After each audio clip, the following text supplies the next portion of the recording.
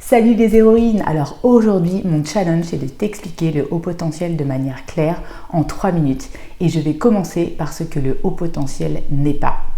Ce n'est pas une maladie, ce n'est pas une déficience mentale, ce n'est pas non plus un handicap, contrairement à l'autisme Asperger.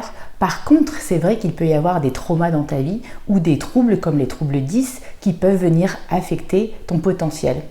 Et donc, par définition, c'est un potentiel, donc c'est quelque chose qui peut plus ou moins s'épanouir selon le terreau fertile dans lequel il naît. Et je le rappelle aussi, être au potentiel, c'est ni mieux ni moins bien, c'est juste être différent, avoir un câblage différent. Alors maintenant, on va voir ce qu'est le haut potentiel.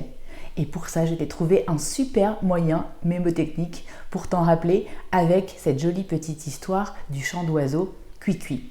Le premier QI, c'est le quotient intellectuel. C'est la manière quantitative de mesurer le haut potentiel qui est aujourd'hui reconnu par le test Weiss. Et dans ce test, si tu es entre 130 et 145, tu es considéré comme un haut potentiel intellectuel. Si tu as plus de 145, c'est que tu es un très haut potentiel intellectuel. Et de l'autre côté, il y a d'autres manières plus qualitatives avec des signes cliniques de reconnaître le haut potentiel, et c'est la deuxième partie du QI, mais cette fois-ci, c'est UI. Le premier C, c'est pour complexité. Le haut potentiel a une pensée dite arborescente ou divergente plus forte que la moyenne grâce à des connexions neuronales plus rapides et plus fournies, ce qui lui permet de faire des liens et des associations d'idées pour trouver des solutions innovantes hors normes. On peut dire aussi, si on emploie une jolie métaphore, que c'est une différence de borne passante. Le haut potentiel, c'est plutôt la fibre optique et les non hauts potentiels, c'est plutôt le réseau hertzien classique. Et puis, j'ai envie de dire aussi que c'est une façon finalement différente d'appréhender le monde et ce n'est pas une façon compliquée, c'est une façon complexe et c'est là toute la différence. Le U, c'est pour urgence.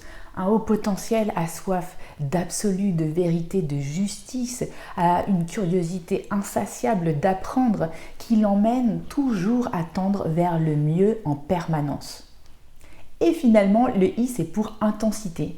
Le haut potentiel a différentes zones d'hyperexcitabilité, donc une réponse plus intense que la moyenne par rapport aux stimuli extérieurs.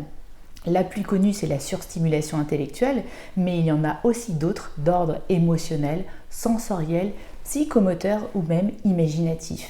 Et le mieux, c'est un cocktail de tout ça. Et donc, comme tu l'as compris, en fait, être haut potentiel, c'est expérimenter la vie de manière plus riche, plus texturée, plus vivace, plus profondément ressentie. Et c'est un vrai cadeau si tu sais l'apprivoiser.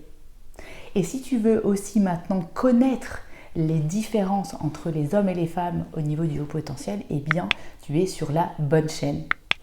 Et voilà, hop, c'est fini. C'était la présentation en 3 minutes du haut potentiel.